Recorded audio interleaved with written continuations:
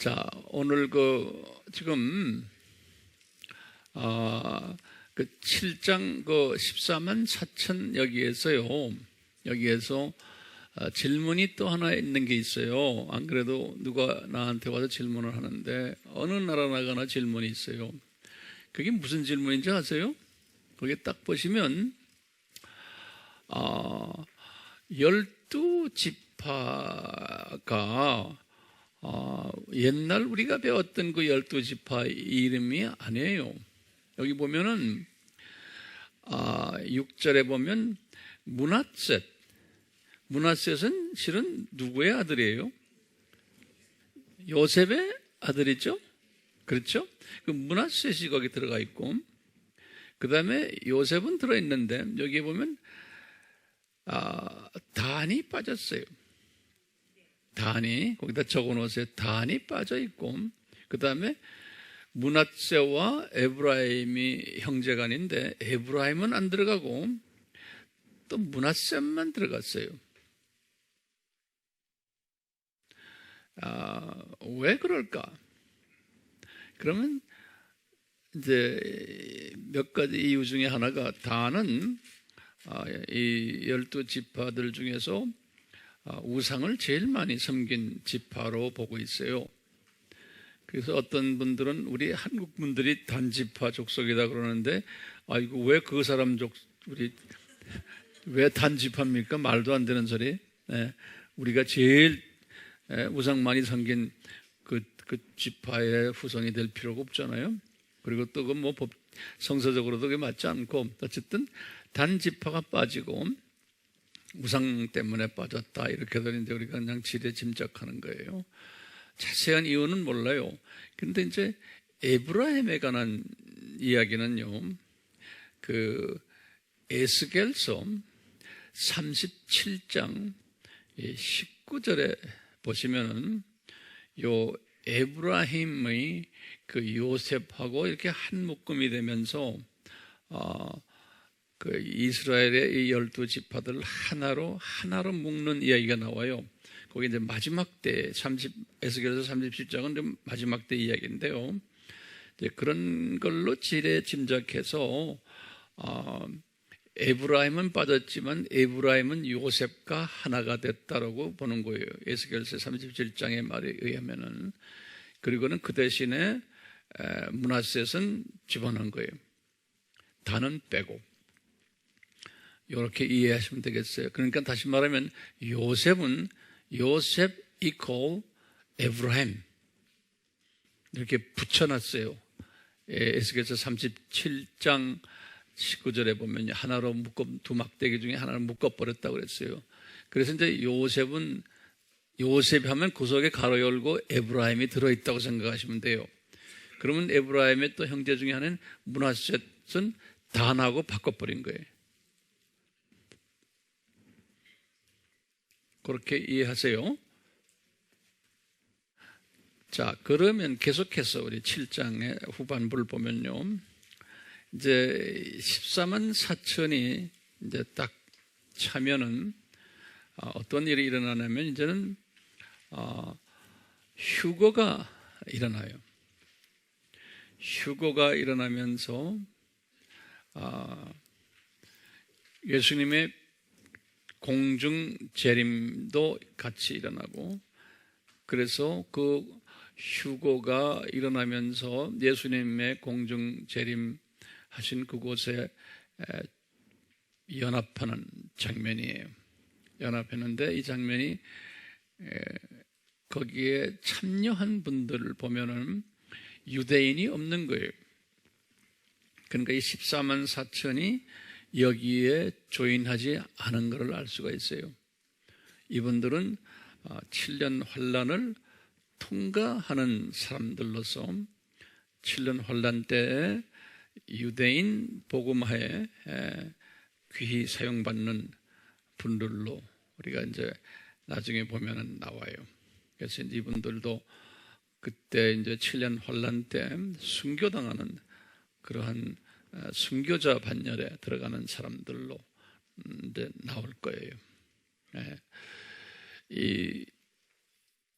우리 선교 대회나 또는 선교 관계되는 분들이 항상 사용하는 이 성경 구절 중에 하나가 요게 계시록 7장 요 구절이 요 구절이 그렇게 사용받고 있거든요. 왜냐하면 들림 받은 사람들의 모습을 딱 보니까 세계 각 족속들, 모든 족속들과 민족들이 언어들이 다 다른 사람들인데 이분들이 모여가지고 한 언어로 예수님에게 경배드리고 찬양드리는 모습이 거기에 그려져 있거든요. 그래서 우리 선교하는 분들은 항상 이 구절을 인용해서 우리가 내 민족만이 아니고 모든 족속들을 다 섬겨야 된다. 왜냐하면 이분들이 곧 들림 받을 터인데 거기에 올라가면 그 족속들이 다 모여 있게 되어 있기 때문에 우리가 그분들이 거기에 모일 수 있도록 도와주자. 우리 한국 사람만 가는 게 아니라는 거예요. 그래서 이 구절을 많이 이제 인용을 해요. 그래서 이제 보면 거기에서 이제 보면은 예수님께 찬양 드리는 모습이에요. 제가 이제 9절부터 한번 읽어볼게요. 이 일 후에 내가 보니 보라 모든 민족들과 족속들과 백성들이 언어들에서 온 아무도 셀 수 없는 큰 무리가, 여기 보면 민족, 족속, 백성, 언어 이렇게 네 표현을 했어요. 민족, 족속, 백성, 언어, 이게 다 다른 다양한 족속들을, 문화권에 있는 사람들, 언어권에 있는 사람들을 이렇게 표시를 이렇게 한 거예요. 아주 다양한 전 세계의 모든 족속들이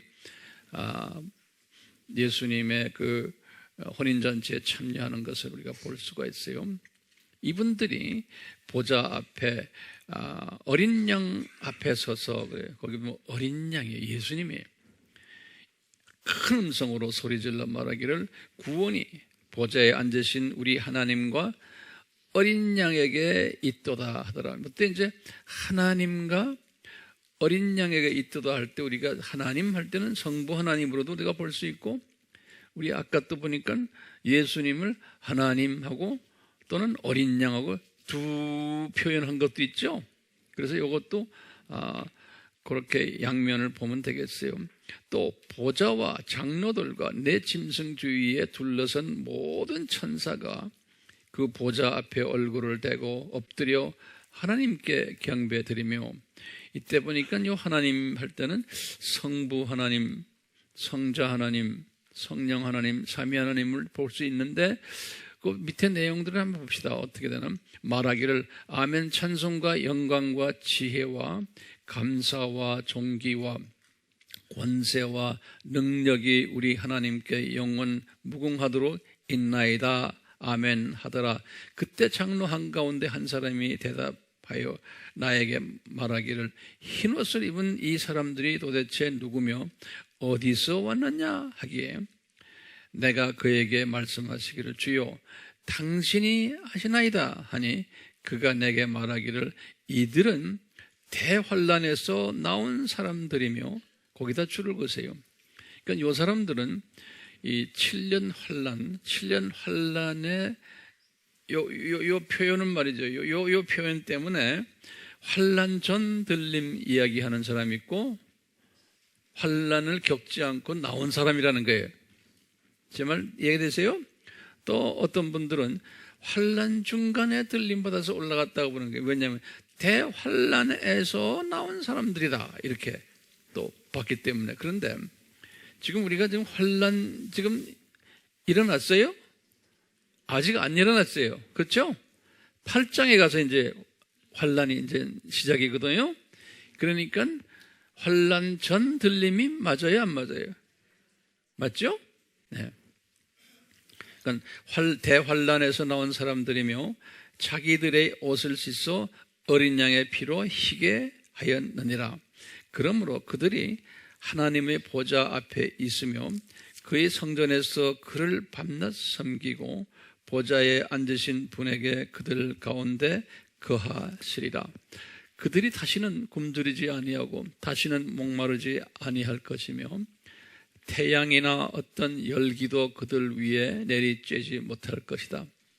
이는 그 보좌 가운데 계신 어린 양이 그들을 먹이시고 생수의 샘물로 인도하시며 하나님께서 그들의 눈에서 모든 눈물을 씻어 주실 것이기 때문이다 라고 하더라. 여기 좀 예수님을 하나님이라고 표시하기도 했어요. 네. 자, 이렇게 해서 7장이 끝나는데요. 그러니까 7장은 크게 두 부분이 있는 걸 우리가 지금 배웠어요. 첫째는 뭐죠? 메시아닉 유대인. 그리고 이제 두 번째는 들림받아서 공중에 올라가서 예수님과 만나서 예수님 앞에 찬양 드리는 그 장면, 이 장면을 7장에서 묘사했어요. 이게 요한계시록 7장이에요. 자, 그러면 우리 제목을 바꿔서요. 제 17강으로 봅시다. 우리 16강 했어요. 제 17강 요한계시록 8장에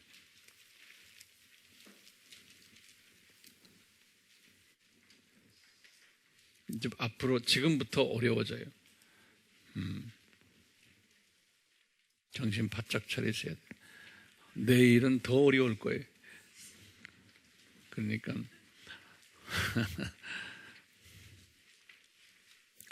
자, 8장 보세요. 8장 1절만 제가 먼저 읽어볼게요. 어린 양이 7째 봉인을 여실 때 거기다 줄을 그었어요. 그러니까 이제 8장 1절이 이 봉인, 인을 마지막 인을 띄는 장면이에요. 예. 마지막 인을 띄니까 하늘에 약 반시간쯤 정적이 있더라. 이것이 마지막 인 장면이에요. 조용해지더라. 그러니까 앞으로 큰 환란이 있기 전에, 큰 태풍이 있기 전에 있는 조용함이. 자, 그 다음에 이제 2절부터 제가 6절까지 읽어볼게요.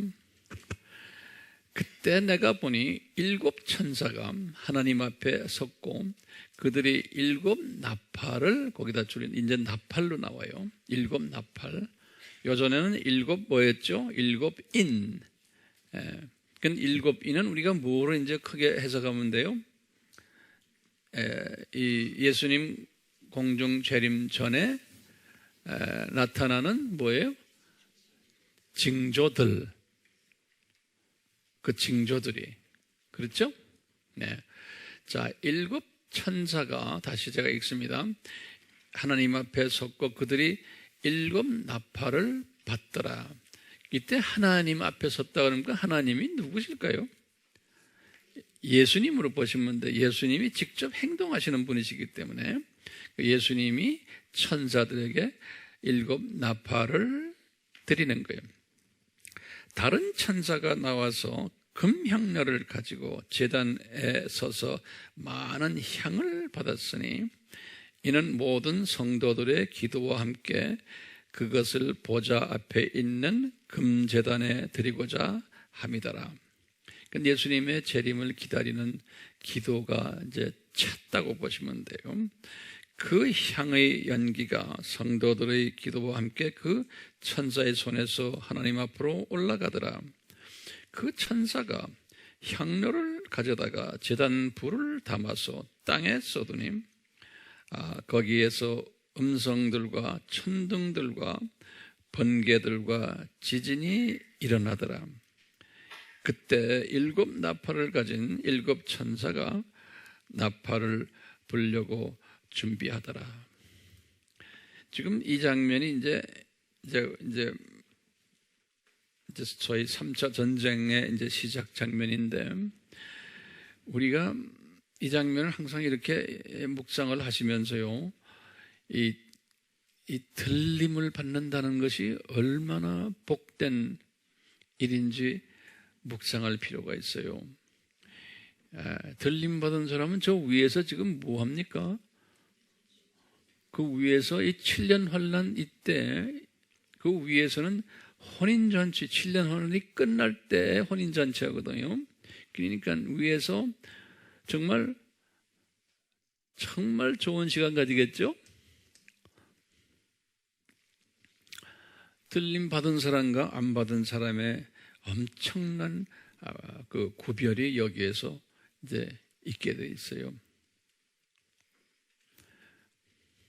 그냥 막연히 들림 못 받으면 뭐 그냥 그대로 또 진짜 살지 뭐 그러지만요, 그게 그런 게 아니에요.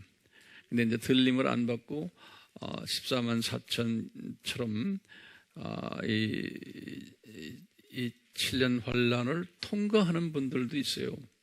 그 소위 복음 전파하기 위해서 순교자의 반열에 들어있는 분은 들림을 시키지 않고 통과하도록 할 일이 있기 때문에 그 7년 동안에 그런 분들도 있지만, 여기 앉아 있는 분들은 그렇게 하라 그러면 할 사람 한 사람도 없을 것 같아요.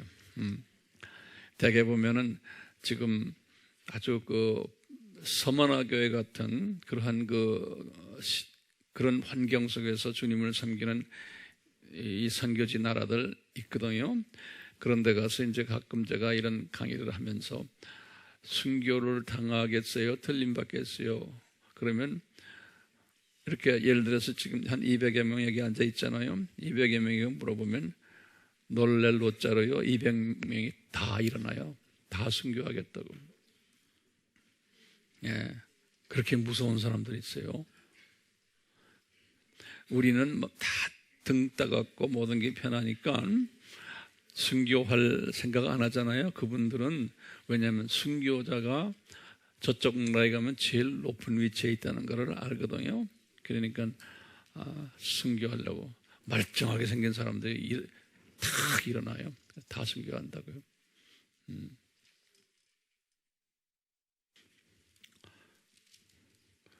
왜 나를 쳐다보세요? 네. 그런 사람들 많아요. 굉장히 많아요. 그 중동이나 아프리카나 이 아시아에 지금 이 여러 나라들 가면 중국도 마찬가지예요. 순교자 되려는 사람 굉장히 많아요. 네.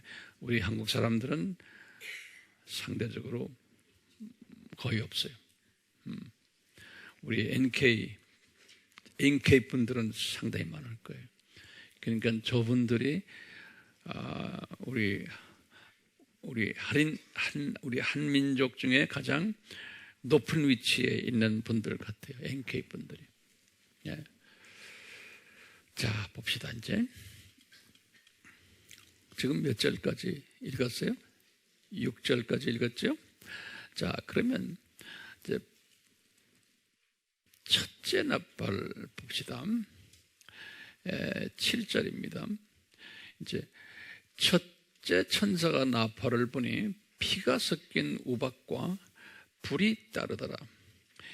그것들이 땅에 쏟아지니 나무의 3분의 1이 타버리고 모든 푸른 풀도 타버리더라.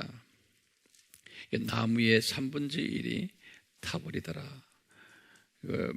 그 이상 나도 설명을 못하겠어요.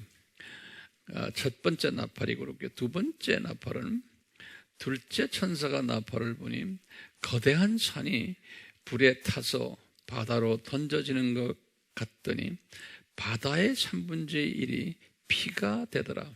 거기에 적어놓으세요. 피가 되더라. 바다의 3분의 1이.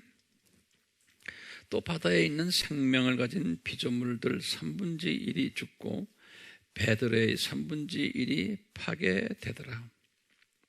그건 지금 세계가 난리가 나는 이야기예요. 네. 그 다음에 이제 셋째 나팔이에요.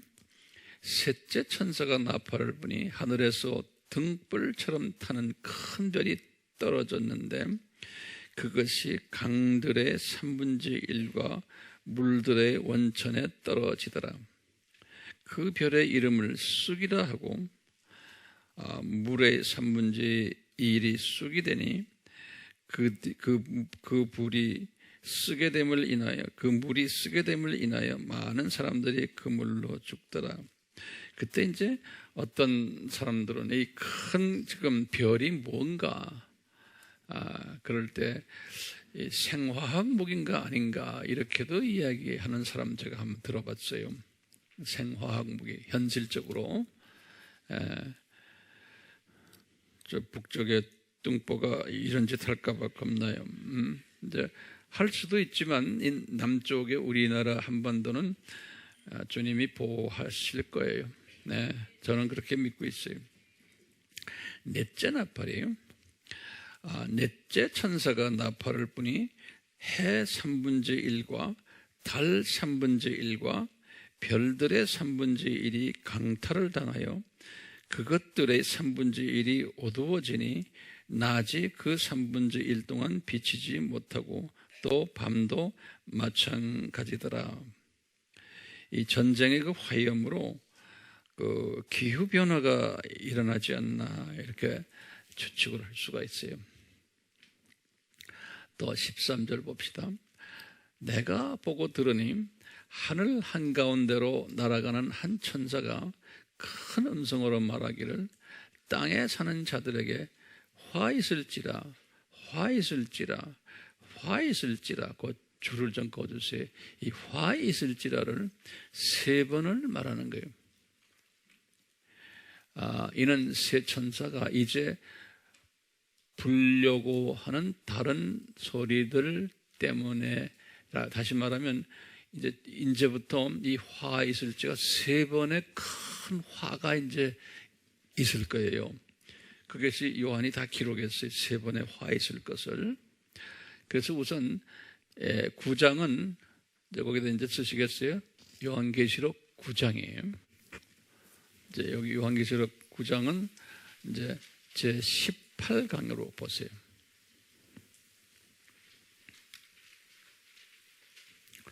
자, 이제 18강인데요. 거기다 좀 적으세요, 이제. 이 7년 환란이라는 이러한 단어가 이 요한계시록에는 분명하게 나오질 않아요. 7년 환란이라는 7년이라는 단어가요. 예. 그래서 이 단어가요. 단어를 이제 추측하는 그러한 이제 숫자들과 그런 거는 나오지만 나중에 제가 설명해 드릴게요. 정확하게 7년 환란이다. 이런 단어는 요한계시록에 정확하게 없어요. 그럼 이 단어가 어디서 만들어졌느냐? 이 다니엘서 9장 25절에서 27절에 이 단어가 나와요. 7년 환란이라는 단어가 아니지만 7년이라는 그게 7. 오케이? 그래서 한번 다니엘서 9장 25절과 27절, 25절에서 27절 한번 봐요. 요 다니엘서 9장 요 세 절은 아주 중요한 절이고, 이 세 절이 종말 때 여러 가지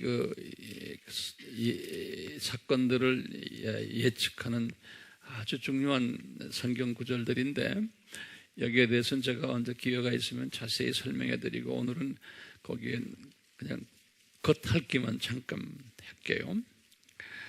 이제 다니엘이 이제 본 건데요. 자, 25절 보세요. 9장 열었어요? 그러므로 알고 깨달으라. 예루살렘을 복원하고 건축하라는 그 명령이 나오는 때부터 메시아 통치자까지 7주와 62주가 된다. 그래서 7주와 그러니까 62주와 7주니까 합해서 몇 주예요? 69주예요. 이렇게 이제 될 것이고, 그 거리와 그 성벽이 재건되리니 곧 고난스러운 때들이더라. 62주 후에는 메시아가 끊어질 것이고, 이제 예수님이 이제 이제 죽으시는 이야기를 그렇게 써놨어요. 자신을 위해서가 아니요 또 장차 올 그 통치자의 백성이 도성과 성소를 파괴하리니 그 끝은 홍수로 뒤집힐 것이요 그 전쟁의 끝에는 황폐함이 정해졌느니라. 여기 지금 예수님의 초림 이야기를 지금 이렇게 했는데요. 근데 이제 그 다음이 이제 중요해요. 이제 27절에 그가 많은 사람들과 더불어 한 주 동안, 여기다 줄이고 한 주 동안, 그래요. 한 주 동안 언약을 확정하고 그 주의 중간에 그 말하면 한 주를 7년으로 보는 거예요. 이제 이 7년은 지금 이 7년 환란, 이 전천년주의자들과 세대주의자들은 지금 다니엘서 요 한 주를 7년으로 보는 거예요. 예수님 재림 때의 7년이에요. 오케이? 그 나머지도 다 연수를 보고 7주도 이거 7년으로 보고 62주도 62주에서 곱하기 해서 483년이가 이렇게 돼요. 그러니까 그건 여러분들 알 필요가 없고 마지막 때 한 주가 있는데 그 7년이 있는데 거기에 그 주의 중간에 그래서 3년 반 그런 거예요. 3년 반 그 주의 중간에 그가 희생 제물과 예물을 금지할 것이요 그 가증한 쭉 하면서 이제 그 중간이란 말 거기가 3년 반이란 소리예요. 알겠죠? 자, 그렇게 우선 해놓고요. 그러면서 이제 다시 이제 요한계시록으로 넘어오세요. 요한계시록에 보면요, 지금 이 다니엘서의 요 한 주, 7 years, 7년을 이야기하면 거기에 해프가 중간이란 게 있어요. 그 말이 지금 9장 27절이 나오는데 그거를 이제 계시록에서 그걸 연결을 해가지고 이야기하는 거예요. 계시록에서 보면 뭐냐면 이 전 3년 반을 이제 어떻게 풀이하냐면요, 1260일이라는 단어가 나와요. 그 숫자가 1260일. 여기 제가 이제 성경 구절을 드릴 테니까 봐요. 계시록 11장 3절이에요. 다 열었어요? 11장 3절에 내가 나의 두 증인에게 권세를 주리니 그러면 그들이 굵은 베옷을 입고 1260일을 예언하리라. 여기다 줄을 거놓으세요. 1260일.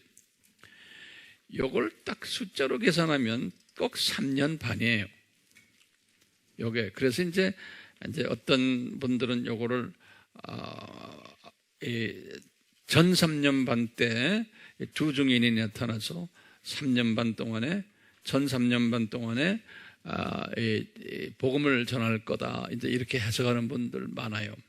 근데 저는 이제 제가 여기 이제 11장 올 때쯤 되면 여기에 대한 두 증인이 누구고 거기에 대한 이야기를 제가 자세히 할 거예요. 아주 자세히. 오케이? 그 다음에 12장 6절을 보시면 12장 6절을 보시면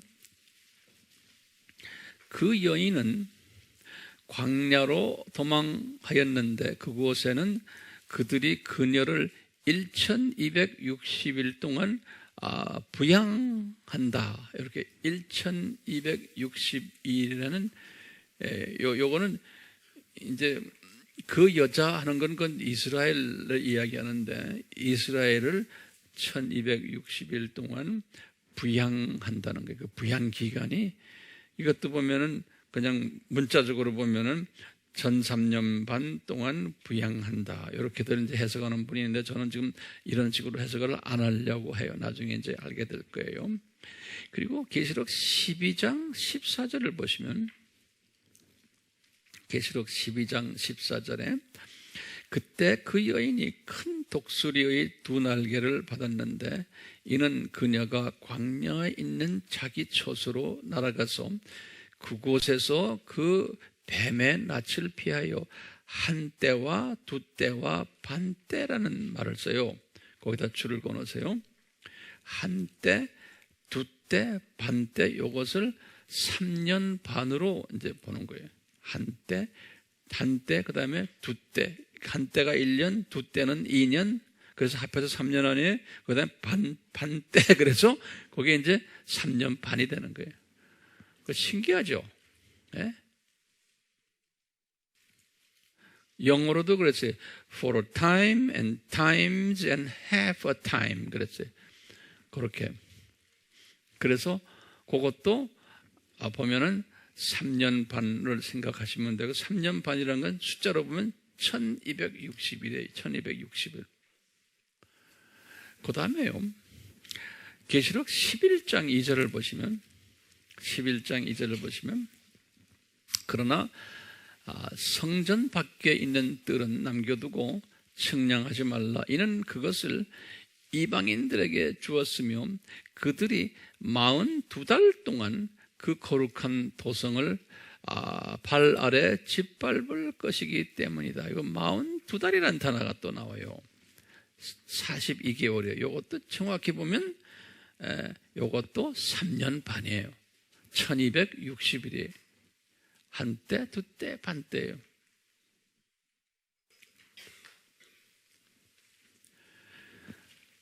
또 계시록 13장 5절을 보시면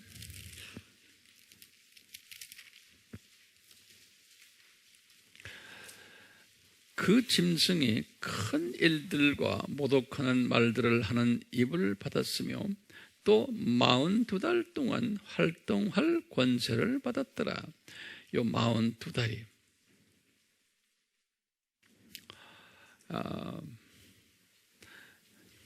그래서 이 세대주의자들은 요 42달 한때 두때 반때 1260일 더 역사적 전천년주의자들도 많은 분들이 그대로 문자적으로 그대로 7년 환란이 있는데 그 사이에 전 3년 반이 요렇다는 게 1260일 한때 두때 반때 또 42달 이렇게 설명을 해요. 그런데 나중에 우리가 이제 하나하나 이제 자세히 들여다보면 알지만요, 이것이 딱 전 3년 반 이것으로 이게 소화가 안 되는 게 많아요. 그래서 이제 요 숫자들 이것이 도대체 뭔가 나 지금은 말 안 해줘요. 이제 다 말해주면 재미가 없죠. 네. 지금은 말 안 해주면서 직접 우리가 같이 들여다보면서 이제 그때 이제 의미가 이제 이게 우리에게 이제 다가올 거예요. 굉장히 깊은 의미가 있어요. 자, 다시요. 화 있을진저 세 번 얘기했죠.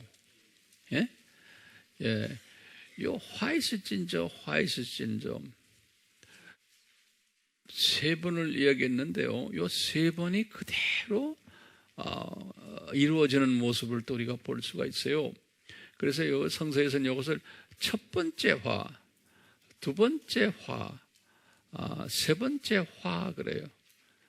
그래서 9장 1절에서부터 12절까지 그것이 첫 번째 화예요. 그래서 이제 세상이 어떻게 되는 이야기겠죠. 화라는 것은 세상에 아주 형편없이 되는 이야기예요. 그래서 12절을 보시면 그 19장 1절에서 12절은 딱 그렇게 말했어요. 한 가지 화는 지나갔으나 그렇게 딱 써놨죠. 거기다 한 가지 화라 해서 줄을 딱 끊었어요. 그러니까 첫 번째 화는 지나갔다는 거예요. 그리고는 보라 아직도 이후에 두 가지 화가 더 오리라 그런 거예요. 그러니까 그 이치가 맞죠? 두 가지 화가 있는 거예요. 그럼 두 번째 화가 어디 있느냐? 두 번째 화는 11장 13절에서 14절에 보면 두 번째 화가 나와요. 11장 13절 14절에 보면은 똑같은 시간에 큰 지진이 일어나서 예루살렘 도성의 10분의 1이 무너지니 그 지진으로 죽은 사람들이 7,000명이었더라. 남은 자들은 무서워하여 하늘의 하나님께 영광을 돌리더라. 둘째 화는 지나갔으니, 요게 둘째 화인 거예요. 요게.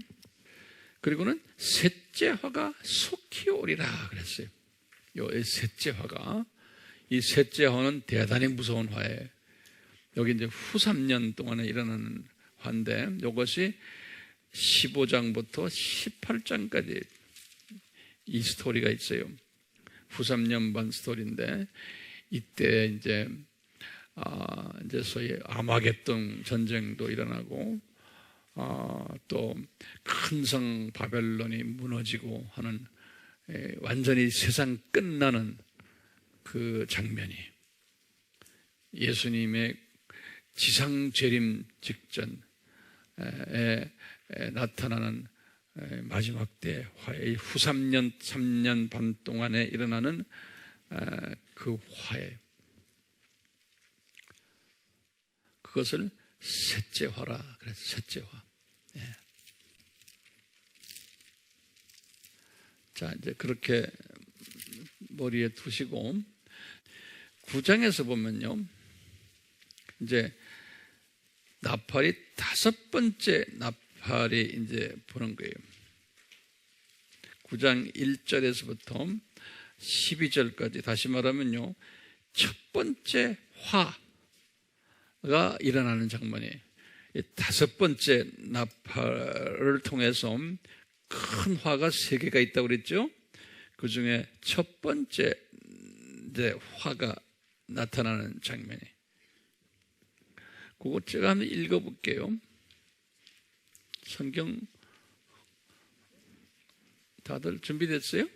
네.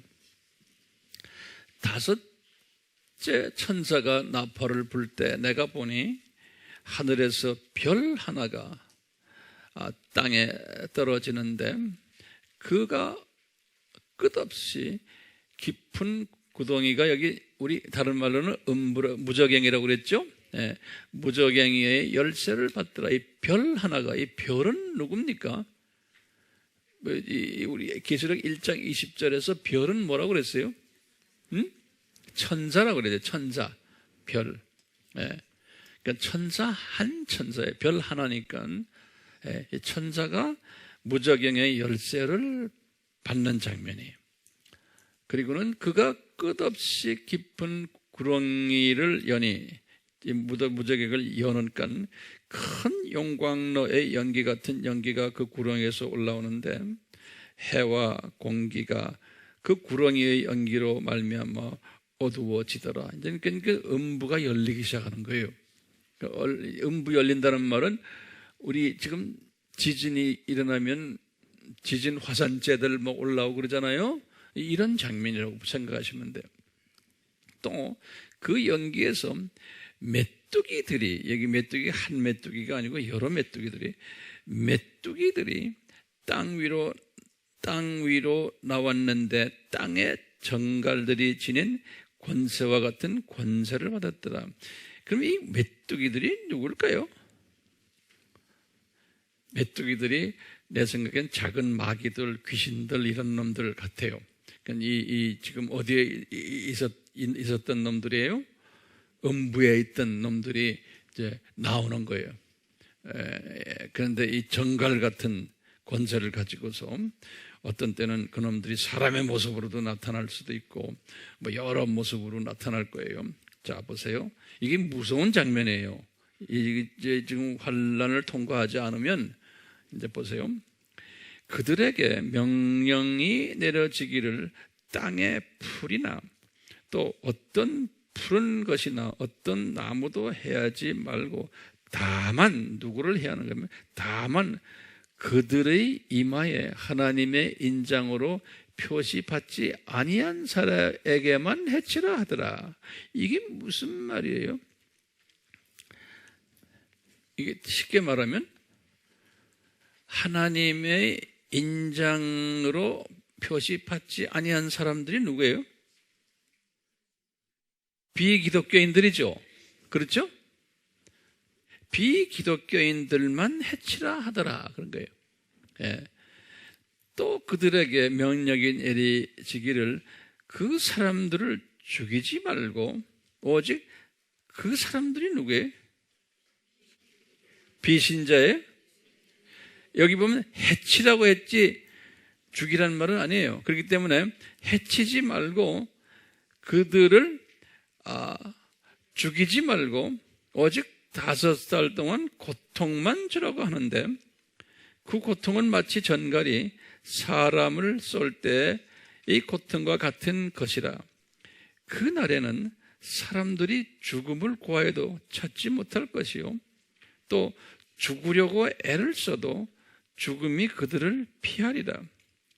또 메뚜기들의 모양은 전쟁을 위하여 준비한 말들 같고, 이거 우리 잘 봅시다. 이 메뚜기 지금을 묘사했는데, 이 메뚜기가 현대 어떤 무기와도 연결이 돼 있대. 어떤 날 좀 도와주세요.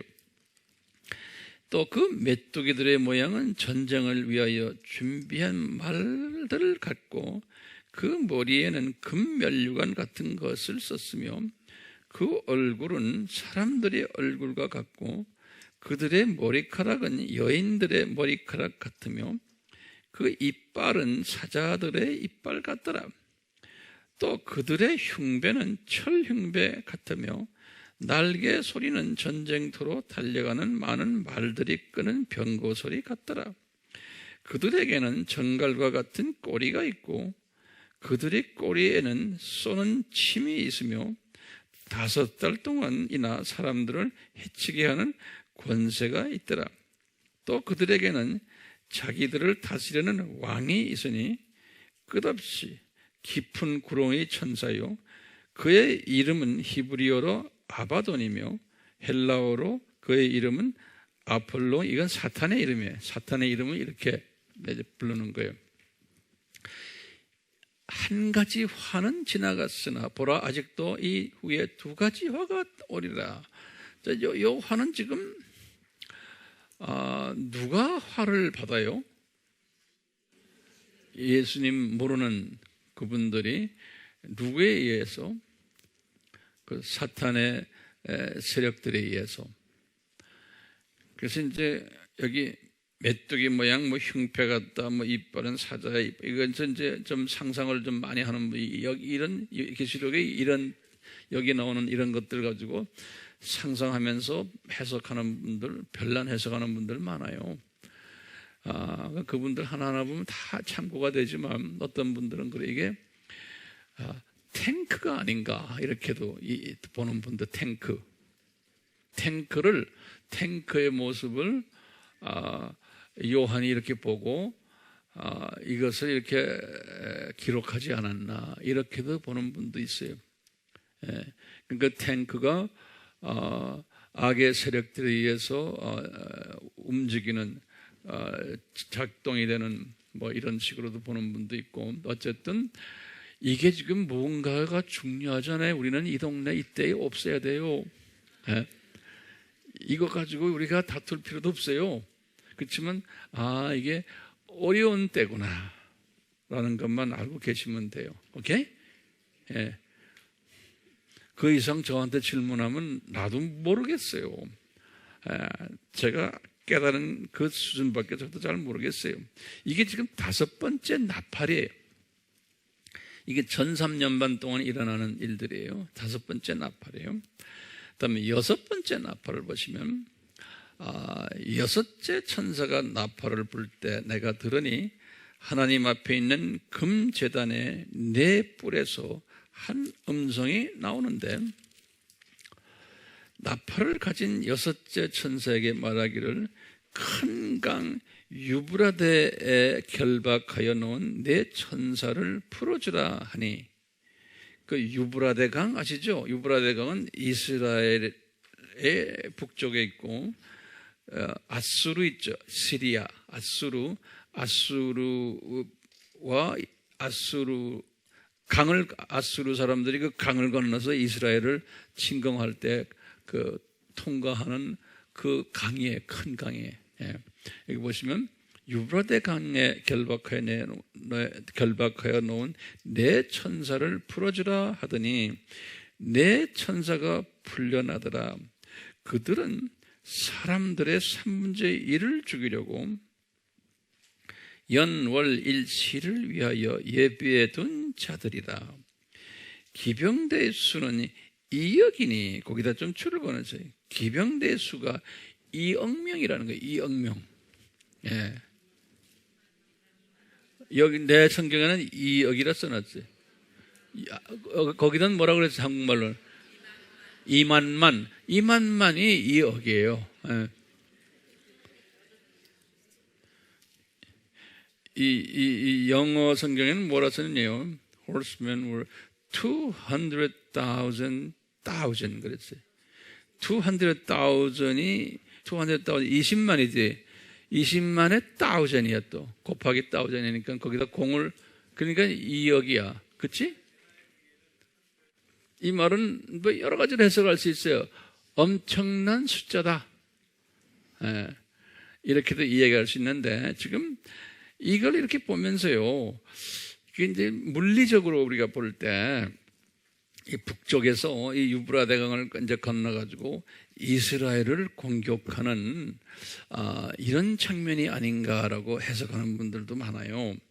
그래서 2억 정도면 물리적으로 딱 2억은 아니겠지만 분명 소련 연합군들과 그 다음에 아랍 연합군들과 그 다음에 중국 연합군들, 이 세 그룹이 이 숫자를 만들지 않았나라고 보고 있어요. 그래서 이제 지금 요 말씀 때문에 언젠가는 이 중동에 큰 전쟁이 일어나겠구나. 그럴 때 이제 이스라엘 쪽은 서방 세력들과 또 우리 자본주의 세력들, 우리나라나 또는 일본이나 인도까지도 한 그룹이 돼서 이쪽과 전쟁하지 않을까 보는 거예요. 지금 그런 모양새로 지금 가고 있거든요. 세계 정세가. 그렇죠? 예. 아랍과 어디에? 중국과 아랍이라는 건 이슬람이에요. 이슬람과 중국과 파키스탄까지 지금 포함되어 있죠. 그리고는 러시아와 이란 뭐 다 아랍 쪽이 아니에요. 그렇게 해서 하와 이쪽에는 지금 미국을 중심으로 유럽과 또 인도까지 지금 완전히, 또 우리나라와 필리핀, 일본, 뭐 오스트랄리아 이런 모든 유럽의 나라들, 이것이 한도 그룹이 돼가지고 전쟁이 일어날 것 같아요. 다시 말하면 프로 이스라엘 쪽과 반 이스라엘 쪽 이제 일어날까. 이제 여기 말씀 가지고 이제 그렇게 추측들 하는 거예요. 이 말씀들 가지고 여기 지금 전삼년반 때 일어난다는 거예요. 자, 보세요. 17절 제가 다시 읽습니다. 또 내가 환상 가운데 말들과 그 위에 탄 자들을 보았는데 그들은 불과 제신스와 유황으로 된 흉배를 지녔으며 말들의 머리는 사자들의 머리 같고, 이게 진짜 이걸 탱크로 보는 거예요. 이 탱크를 이런 식으로 묘사를 요한이 하지 않았나 이렇게 보는 거예요. 말들의 머리는 사자들의 머리 같고 그들의 입에서는 불과 연기와 유황이 나오더라. 이 세 가지, 즉 그들의 입으로 나오는 불과 연기와 유황으로 말미암아 사람들의 3분의 1이 죽더라. 그것들의 힘은 그들의 입과 꼬리에 있으니, 탱크의 큰 그걸 꼬리로 본 모양이에요. 포신을 말이죠.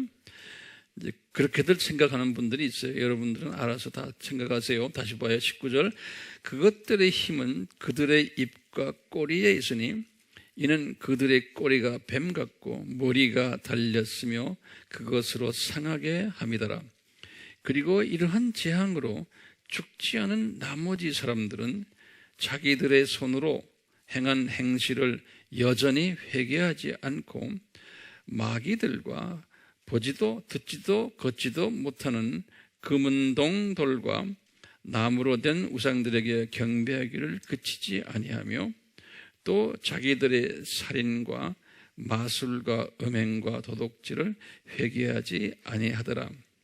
지금 이게 전쟁이 일어나는 이유는요, 이 전쟁을 통해서 그 예수 그리스도를 영접케 하는 목적이 있는 거예요. 전쟁을 통해서. 그런데 이 전쟁과 비슷한 전쟁을 에스겔서 38장 39장에서 봤어요. 근데 이제 에스겔서에서는 요새 많은 이런 부분에서 전문원 학자들은 에스겔서 38장 39장을 굉장히 강조를 해요. 근데 에스겔서 38장 39장은 보면은 회개하는 장면이 나와요. 다들 이제는 여호와가 진짜 하나님이시구나 라는 그 회개하는 장면이 많이 나오는데, 여기는 지금 보니까 아직 회개를 안 하는 거예요. 그러니까 이 장면은, 내가 볼 때는 이 장면은 아직도 에스겔서 38장 39장의 장면이 아닌 것 같아요. 이제 에스겔서의 장면은 나중에 이제 아마겟돈 전쟁 때가 아닌가. 왜냐하면 에스겔서 38장 39장 40장에 들어가면 에스겔서가 뭐냐면 이제 이 천년 왕국과 관계된 그것이 나와요. 자, 그래서 다시 한번 우리 한번 에스겔서를 잠깐 좀 봅시다. 한번 보시겠어요? 한번 보시는 게 좋아요. 에스겔서 38장을 보세요. 이때도 보면 러시아 연합군 이야기들이 나와요. 에스겔서 38장을 먼저 열어보세요. 굉장히 중요한 성서적 정보들이기 때문에 이거 꼭 하나하나 기억하시고 그러세요. 보세요. 38장입니다. 주의 말씀이 내게 임하여 말씀하시니, 여기 이제 37장을 잠깐 보시면 37장은 유대인들이 메시아닉 주가 나오고, 37장 이야기는 그 다음에 이스라엘이 독립하고 하는 이야기가 37장이에요. 이게 마지막 때 이야기예요. 그리고는 38장이에요. 보세요. 주의 말씀이 내게 임하여 말씀하시더라. 인자야, 너는, 거기 한국말로 뭐로 되어 있어요? 곡과 마곡 땅에 그렇게 되어 있지 않아요? 내가 갖고 있는 성경은 마곡이라고 그랬어요. 그럼 마곡이 소련을 이야기해요. 메이곡 그래가지고요. 그러니까 그렇게 옆에다 쪽에다 적어 놓으세요. 마곡 땅과 메섹과 두발의 최고 통치자를 대적해. 메섹과 두발, 이것은 지금 터키 지방을 이야기하는 분도 있고, 또 이 터키 옆에 아프가니스탄 그쪽에 좀 아랍 지역의 나라들을 그렇게 보는 여러분들의 그 해석이 다 있지만 그렇게 알고 계세요. 이제 그런 3절입니다.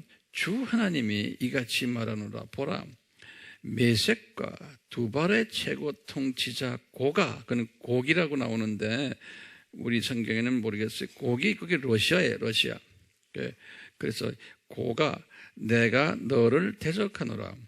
내가 너에게 돌이켜 이 지금 말씀 보존학교의 이 번역은 아주 기가 막히게 이런 말 써놨어요. 제가 이렇게 보세요. 내가 너에게 돌이켜 내 아가리의 갈고리를 깨워. 이렇게 써놨어요. 내 아가리의 갈고리를 깨워 너를 끌어내리니 내 모든 군대와 말들과 기병들이다. 그들 모두가 모든 종류의 완전한 갑옷을 입었으며 작은 방패들과 큰 방패들을 가진 큰 무리로, 그들 모두가 칼을 든 무리요, 그들과 함께한, 여기 지금 러시아와 같이 연합한 나라들이 나와요. 신기하게 보면요, 페르시아와, 거기 페르시아 나와요? 거기 오늘날 무슨 나라예요? 이란이에요. 이란. 그러니까 이란이 지금 그런 짓 하고 있어요, 지금요. 그러니까 우리가 때가 가까웠어요. 페르시아와 에티오피아와 리비아 알죠? 가다피인데 그들 모두는 방패와 투구로 갖추었고, 그 다음에 고멜은 지금 터키의 한쪽을 이야기해요. 다 이 터키. 그의 모든 부대인인데 북쪽 지방의 도갈마도 터키 북쪽에 있는 지역을 이야기한다고 그래요. 집과 모든 부대이며 너와 함께 한 많은 백성들이다. 갑자기 요새 와서 소련과 터키가 가까워지고, 이 터키는 이슬람 나라 지역에서 가장 지도자 역할을 하는 나라예요. 오늘날도 갑자기 지금 그렇게 지금 터키가 가고 있어요. 그래서 이스라엘을 반대하고 소련과 손을 잡고 있는 그런 일들이 일어나는데, 이게 지금 예언의 그대로 맞아요. 자, 8절 보세요. 여러 날 후에 내가 감찰받게 되리니 말년에 내가 칼로부터 되찾고 많은 백성 가운데서 모아진 그 땅에 이르러 항상 항폐하였던 이스라엘의 산들을 대적하리라. 지금 이 소련 연합군들이 침공한다는 소리예요. 그러나 그 땅은 민족들에게서 나왔으니 그들 모두는 안전하게 거하리라. 이게 요 말 하나가 무슨 이야기냐면, 이스라엘과 아랍이 평화조약을 맺었기 때문에 안전하다고 생각하고 있을 때라는 거예요.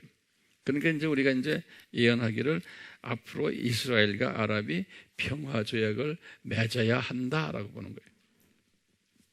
우리 데살로니가 전서 5장 2절에도 이런 말이 있어요. 바울이 말했어요. 평화조약이 있어야 된다. 그래서 지금 지금 팔레스타인과 지금 평화조약 하려는 잘 안 되잖아요. 그게 언젠가는 아마 하게 될 것 같아요. 지금 트럼프가 지금 이 부분을 지금 아주 열심히 지금 준비하고 있어요. 자, 제가 말합니다. 트럼프가 왜 이렇게 준비하는지 아세요? 트럼프 주변 분들이 다 그냥 크리스찬이 아니에요. 무천년주의자들은 이거 믿지 않아요. 누가 믿어요? 세대주의 사람들이 이걸 문자적으로 믿고 있기 때문에 그래요. 그렇기 때문에 세대주의 사람들은 친유대파라고 그랬죠?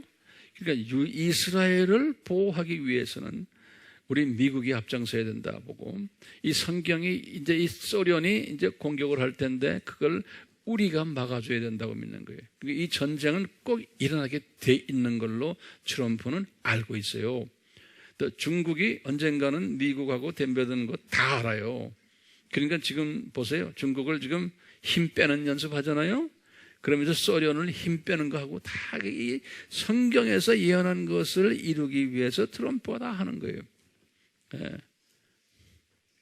자, 보세요. 9절. 내가 올라오되 폭풍같이 올 거예요. 내가 누굽니까? 러시아 연합군들이에요. 내가 올라온다는 건 예루살렘을 향해서는 항상 물리적으로는 내려가지만 항상 올라간다고 이야기를 해요. 내가 올라오되 폭풍같이 올 것이며 내 모든 부대와 너와 함께한 많은 백성이 구름처럼 땅을 덮으리라. 여기 지금 구름처럼 땅을 덮으리라 할 때 아까 몇 억이라고 그랬어요? 예, 2억. 2억으로 우리가 지금 그 말씀과 이것이 연결이 된다고도 볼 수 있는데, 제가 지금 보는 건 뭐냐면 좀 있으면 봐요. 이제 주 하나님이 이같이 말하노라. 또한 동시에 일들이 내 마음속에 들어오리니, 내라는 게 지금 누구 이야기합니까? 러시아를 이야기하는 거예요. 내가 말하기를 11절입니다. 내가 성벽이 없는 마을들의 땅으로 올라가 성벽 없이 빗장이나 문도 없이 모두가 편안하고 안전하게 사는 그들에게 가리라. 여기 지금 평화조약이 이루어지면 이렇게 된다는 거예요. 그럴 때 이제 갑자기 이제 소련의 공격이 있을 것을 이야기하는 거예요. 자, 12절에 전리품을 취하며 약탈물을 취하고 내 손을 지금은 사람이 사는 황폐한 초소들 위와 민족들에서 모여든 백성들 위에 돌리리라. 이들은 가축과 재물을 얻는 자요 그 땅의 한가운데 거하는 자들이라. 여기 보면 시바와 드단과 타시스의 상인들이 거기 있는 모든 젊은 사자들과 더불어 내게 말하기를 내가 약탈하려고 왔느냐? 너는 물건을 탈취하려고 내 무리들을 보았느냐? 은과 금은 가져가고 가축과 재물을 빼앗아가며 크게 약탈해 가려느냐? 지금 소련 보고 지금 하는 거예요. 그러므로 인자야라는 건 에스게라. 고객에 소련에게 예언하여 말하라. 주 하나님이 이같이 말하노라. 내 백성 이스라엘이 안전하게 거하는 날에 내가 그것을 알지 못하겠느냐? 내가 북방에서, 여기 지금 내가라는 건 소련입니다. 북방은 이스라엘에서 직선으로 올라가면 모스크바예요. 내가 북방에서 많은 백성과 더불어 내 지역으로부터 오리니 그들 모두가 말을 탄 큰 집단이며 막강한 군대라. 내가 내 백성이 이스라엘을 대적하여 구름이 땅을 덮듯이 올라오리라.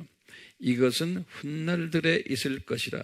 내가 너를 내 땅으로 인도하니 오 고가 내가 너를 내 땅으로, 고가 러시아에 내가 내 땅으로 이스라엘을 너를 인도하겠다는 그쪽으로 공격하기 위해서 이방의 눈앞에서 내가 내 안에서 거룩하게 될 때에 이방이 나를 알게 함이라. 여기다 줄을 꺼내서 이방이 나를 알게 함이라. 이거 지금 나가 누굽니까? 나가가 누구예요? 여기 지금 여호와거든요. 그 여호와는 누구예요? 예수님이에요. 이때 전쟁을 통해서 이방 사람들이, 특히 이제 아랍이나 이 세계 사람들이 예수 그리스도를 알게 되는 일이 일어난다는 목적이 이거예요. 전쟁의 목적이 예수 그리스도를 알게 하기 위한 하나의 도구예요. 마지막 예수님의 이제 지상 재림 전에 이 7년 혼란 때 엄청난 그 추수 일들이 이제 일어나는 거예요. 이제 이런 일들을 지금 이 러시아를 통해서 하나님이 이루세요. 나중에 이제 심판 전에도 하나님께서 이 러시아를 통해서 마지막 추수일을 하는 거 우리가 배웠죠?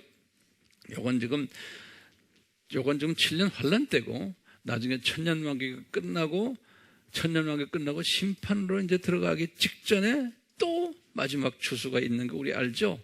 요한계시록 20장에서 보면 그렇죠? 그때도 러시아를 또 사용하세요. 그러니까 러시아를 하나님이 군사 강국으로 지금 만드는 이유가 좀 그래요. 그리고 오일도 많이 주고. 제가 이 가르침을 러시아 목사님들에게 러시아에 가서 한번 했어요. 그때 러시아 목사들이, 러시아 선교사는 날 보고 목사님 이분들에게 이 말하면 되게 기분 나빠할 텐데요. 그런 말 하지 마세요. 그러는 게 세상에 내가 사람 눈치 보고 해요. 그런데 이 말씀을 내가 아주 나름대로 최선을 다해서 설명해 주니까 러시아 목사들이 맞다는 거예요. 자기네가 이제 이런 역할을 하게 돼 있다는 거예요. 왜? 여기를 딱 보더니 그런 게 성서를 보더니. 네, 17절 보세요. 주 하나님이 이같이 말하노라. 너는 내가 옛날에 내 종 이스라엘의 선지자들로 너에 대해 말하게 했던 그 사람이 아니냐? 그들이 그때 여러 해 동안 예언하였으니 곧 내가 그들을 대적하여 너를 불러올 것이라는 것이다. 주 하나님이 말하노라. 곡이 이스라엘을 치러 오는 그때 내 진노가 내 얼굴을 나타내리라. 내 진노가 내 얼굴을, 다시 말하면 예수 그리스도를 만나는 일들이 일어난다는 거예요. 그래서 내가 내 질투와 내 진노의 불 속에서 말하였다니 그날에는 이스라엘 땅에 반드시 큰 진동이 있고 쭉 있을 터인데, 거기 마지막에 보면 23절을 보면 내가 이같이 내 자신을 높이고 내 자신을 거룩하게 하여 많은 민족들의 눈에 나를 알게 하리니 그들은 내가 주인인 줄 알리라. 거기다 줄 그어놓으세요. 이 목적은, 지금 전쟁의 목적은 예수 그리스도를 만나게 하는 수단으로 지금 이 7년 환란이 있는 거예요. 다 복음 전파해. 안 그러면 안 되니까요. 그러면서 39장을 보시면 그러므로 너 인자야 고객에 예언하여 말해라. 주 하나님이 이같이 말하노라. 오 메섹과 두발왕 고가, 이게 지금 터키 쪽의 이야기. 내가 너를 대적하노라. 내가 너를 돌이켜 너의 6째 부분만을 남기고 북방으로부터 너를 올라오게 하여 이스라엘의 산들 위로 너를 인도하리라. 4절입니다. 내가 이스라엘의 산들 위에 쓰러지리니 너와 너의 온 부대와 너의 함께한 백성들이다. 이 소련 연합군이 무너진다는 거예요. 이게 누구를 통해서? 이 미국 연합군들하고 싸움에서요. 5절에 보면 내가 들판에 쓰러지리라. 6절 보세요. 내가 마곡과 섬들에게 태평하게 살고 있는 자들 가운데로 불을 보내리니 그들은 내가 주인인 줄 알아요. 이 지금 보면 그들은 하는 건요. 여기 지금 우리나라 말로도 그렇게 돼 있어요. 여기 보면은 이스라엘 사람들이 눈을 뜨게 된다는 이야기예요. 거기 보면요. 그래요 내가 나의 거룩한 이름을 내 백성 이스라엘 가운데 알게 할 것이요. 거기다 줄을 그어놓으세요. 이스라엘이 이때 회개하는 역사가 일어나고 이스라엘이 자기네가 알았던 구약의 여호와가 이 예수님이구나. 메시아닉 주들이 외치고 왔던 그 예수님이구나. 이스라엘이 대대적으로 회개하는 역사들이 이때 일어난다. 7절 제가 다시 읽습니다.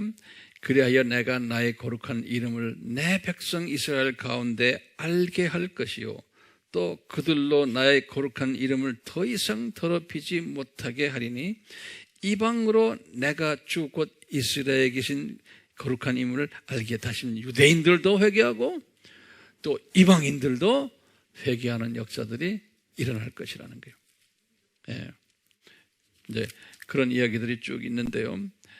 21절을 보세요. 21절에 보니까 내가 내 영광을 이방 중에 두노니 모든 이방이 내가 행한 나의 심판과 내가 그들 위에 놓은 내 손을 보리라. 그리하여 이스라엘 집이 그날 이후부터 내가 주 그들의 하나님인 줄 알리라. 거기다 줄을 거세요. 그리고 23절에도 이방이 또 이렇게 알 것이 된다. 계속해서 28절 마지막에 보면 그들이 나를 주 그들의 하나님인 줄 알게 되리라. 이방인들이 아니 유대인들이 그렇다는 거예요. 내가 그 이상 이들로부터 내 얼굴을 숨기지 아니하리니. 29절입니다. 이는 내가 나의 영을 이스라엘 온 집에 부었습니다. 주 하나님의 말하노라. 이 7년 환란 때 메시아닉 주를 통해서 이 보병 역할을 하면서 이 이스라엘을 복음화시키고 그 다음에 러시아와 이 러시아 연합군들과 아랍과 합해서 또 미국과 이쪽의 서방 연합군과 전쟁을 통해서 그 예수님이 직접 이들에게 나타나셔서 이 전쟁을 운영하시는 것을 이 사람들이 보고 놀래 자빠진다는 거예요. 그래가지고 예수님이 과연 진짜 하나님이시구나. 이를 통해서 이제 내 백성이라 그러면요 이스라엘만이 아니고 아랍들도 마찬가지. 예수님이 보실 때 그렇기 때문에 아랍 사람들 중에서도 많은 사람들이 하나님의 예정된 하나님의 자녀들이 이제 구원받고 회개하고 구원받고 하나님의 자녀가 되는 그러한 일들이 이제 일어날 거예요. 이것이 지금 앞으로 이제 일어날 일들이에요. 그래서 요한계시록에서도 이런 부분을 지금 강조하고 있거든요. 지금 무슨 이야기하다 여기까지 왔어요? 우리가 지금 몇 강을 하는 거예요? 18강에 9장을 지금 하는 거죠? 예? 잠깐 우리 9장 봐요. 9장 지금 내가 다 했나 안 했나 나도 모르겠네. 9장 처음에는 우리가 첫 번째 화했죠. 그 다음에 두 번째는 6째 나팔로 해서 2역 이야기했죠. 이역 이야기가, 유브라데 이역 이야기가 지금 여기에 지금 우리가 봤지만 여기 9장 20절에 보서 그리고 이러한 재앙으로 죽지 않은 나머지 사람들은 자기들의 손으로 행한 행실을 여전히 회개치 않고, 그래 거기다 줄을 그어놨어요.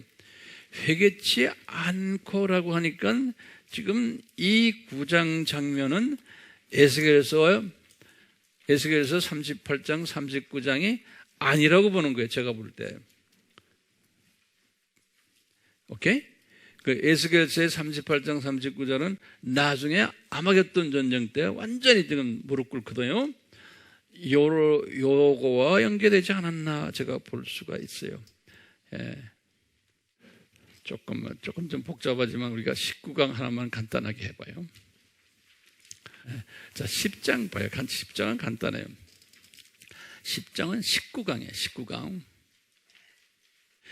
내가 보니 10장 1절이에요. 내가 보니 다른 힘센 천사가 하늘에서 내려오는데, 이건 그러니까 하나의 another mighty angel, 그러니까 한 명의 천사가 내려오는데 구름으로 옷 입고 머리에 무지개가 있으며 얼굴은 해와 같고 그의 발은 불기둥 같더라. 그의 손에는 작은 책이 펴 있고, 거기다 줄을 꺼놨어요. 작은 책이에요. 오른쪽 발은 바다를, 왼쪽 발은 땅을 밟고서 사자가 포효하는 것처럼 큰 음성으로 외치니 그가 외칠 때 7 천둥이 소리를 발하더라. 이 7 천둥이 소리를 발할 때 내가 막 기록하려는데 하늘에서 한 음성이 내려와서 말하기를 7 천둥이 말한 것들을 봉인하고 기록하지 말라고 하시더라. 또 내가 본 그 천사가 바다와 땅 위에 서서 하늘을 향하여 그의 손을 들고 하늘과 그 안에 있는 것들과 땅과 그 안에 있는 것들과 바다와 그 안에 있는 것들을 창조하신 영원 무궁토록 살아계신 그분을 두고 그분이 누굽니까? 예수님이에요. 예수님을 두고 맹세하기를 더 이상 지체하지 않을 것이라. 이렇게 거기다 줄을 그으실래요? 더 이상 지체하지 않을 것이라. 7째 천사가 소리를 내는 날들에 그가 나팔을 불게 되리니 그때 하나님의 신비가, 거기다 줄을 좀 크게 그었어요. 내가 지금 이게 제일 중요한 단어거든요. 하나님의 신비가 그분께서 자기의 종들인 선지자들에게 선포하신 것과 같이 이루어질 것이라 하더라. 여기 지금 하나님의 신비, 우리 아미교회 교인들은 요 하나님의 신비가 뭐냐면요, 요 말씀 잘 들으세요. 하나님의 신비는 창세전 십자가 사건을 예정하시고 적고 계세요. 예. 그리고는 그 후에 창세전에 그 위에 창세를 하시고 또 천사도 만드시고 그 천사가 타락하도록도 하시고 그리고는 사탄으로 임명하시고 그 후에 아담을 창조하시고 그리고는 또 아담이 타락하게 하시고 그래서 이 7000년 창조 목적 학교에 이거를 만드시고 이 모든 일들이 그래서 7000년 동안 하나님의 자녀들이 교육받게 창조 목적을 교육받게 하는 이 일이 이게 하나님의 신비라는 거예요. 하나님의 신비. 바울이 이렇게 말했거든요. 근데 여기서 지금 이 하나님의 신비가 지금 그 신비를 이야기하는 거예요. 그 신비를. 이 신비가 그분에게 자기 종들인 선지자들에게 선포하신 것 이미 했어요. 바울에게도 하고 베드로에게도 하고 이 하나님의 신비가요. 자, 이 신비를 머릿속에 두시면서 그러면서 이제 작은 책이 뭔가를 보자고요. 그 다음에 8절부터 보세요. 이제 또 내가 하늘로부터 들은 그 음성이 내게 다시 말하여 이르기를 가서 바다와 땅 위에 서 있는 그 천사의 손에 펴놓은 작은 책을 가지라. 그래서 내가 그 천사에게 가서 그에게 말하기를 그 작은 책을 내게 주소서. 요한이 그러는 거예요. 라고 하였더니 그가 나에게 말하기를 집어서 먹어버려라. 내 배에는 쓰겠지만 내 입에는 꿀처럼 달 것이라 하더라. 그리하여 내가 천사의 손에서 그 작은 책을 가져다가 먹으니 내 입에는 꿀처럼 다나 먹고 나니 내 배는 쓰더라. 그때 그가 내게 말하기를 내가 많은 백성들과 민족들과 언어들과 왕들 앞에서 다시 예언해야 하리라 하더라. 이 말씀이 뭐냐면요, 이 작은 책에 들어있는 이 작은 책은 성경 말씀이에요. 이 하나님의 말씀이에요. 하나님의 말씀을 먹었는데 이 하나님 말씀 속에 지금 뭐냐면 말씀의 그 핵심이 하나님의 신비가 들어있는 그 내용이 성경 말씀인 거예요. 하나님의 신비가 들어있는 이 성경 말씀은 너는 먹어야 된다는 거예요. 그래서 먹었더니 배는 쓴 거예요. 맛은 있는데 이 배에 쓰다 하는 것은요, 이제 두 가지로 해석이 돼요. 이제 그 다음에 이제 11장부터 이제 내용이 이 말씀을 근거해서 나오는데요.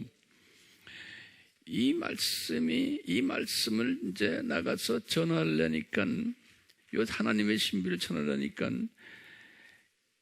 그 회개의 메시지, 그 다음에 나중에 순교까지 가는 메시지예요. 그래서 꿀처럼 달지만 배에는 쓰게 돼 있는 거예요. 그러면서 이제 11장에 가서 이제 두 증인 이야기가 나와요. 요 이제 두 증인, 이것은 우리 신학자들이 해석하기 되게 힘든 부분이거든요. 이제 여기 지금부터 11장, 12장 쭉 13장, 이게 해석하기 되게 힘든 부분이에요. 요 두 증인에 관한 이야기는 제가 내일 주일 설교 때 또 오후에 제가 이제 설명을 할 거예요. 아멘?